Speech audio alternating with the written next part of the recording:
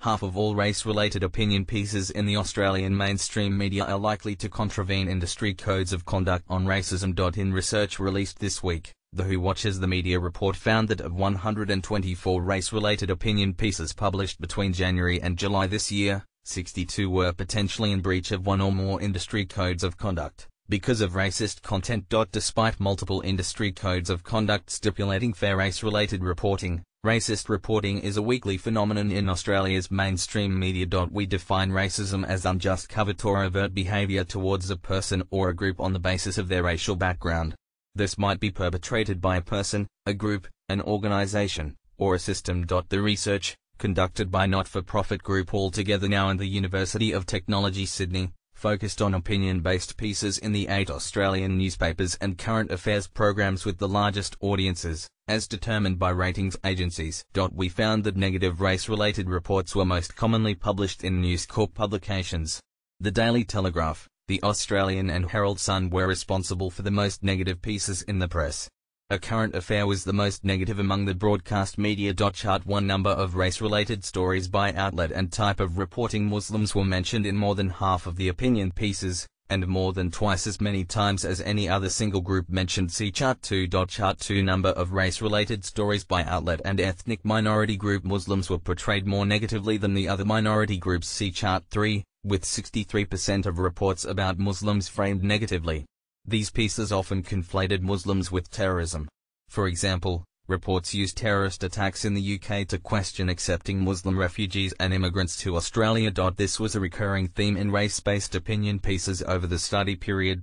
In contrast, there were more positive than negative stories about Aboriginal Australians and Torres Strait Islanders. Chart 3 Number of stories by ethnic minority group and type of reporting. Negative commentary about minority groups has lasting impacts in the community. An op-ed in the New York Times recently highlighted the impact that racism in the media has on individuals. It explained, racism doesn't have to be experienced in person to affect our health. Taking it in the form of news coverage is likely to have similar effects. The noted effects include elevated blood pressure, long after television scenes are over. Racism is literally making us sick. Note also that given the lack of cultural diversity among opinion makers, particularly on television, social commentators are largely talking about groups to which they do not belong.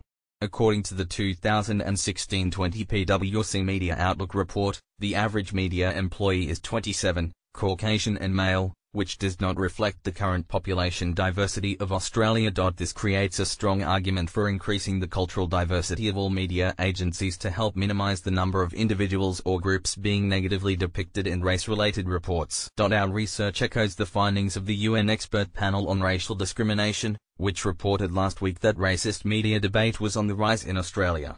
The UN recommended the Australian media put an end to racist hate speech in print and online, and adopt a code of good conduct with provisions to ban racism. Our report makes urgent recommendations to strengthen media regulations in relation to race-based reporting, to support journalists to discuss race sensitively, and to continue media monitoring.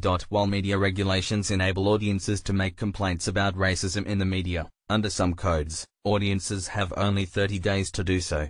The research report recommends that this deadline be removed to allow audiences to make complaints about racist media content at any time.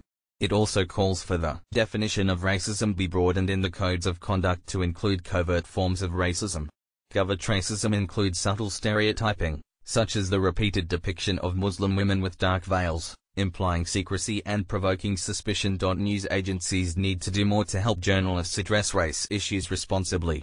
They can do this by providing training, recruiting more journalists of color, and ensuring that their editorial policies are racially aware. The media are meant to hold up a mirror to society. When it comes to race-related reporting, we need a more accurate portrayal of the successes of Australian multiculturalism. Priscilla Bryce and Deliana Iacoben from Altogether Now, a not-for-profit group working to combat racism, also contributed to this article.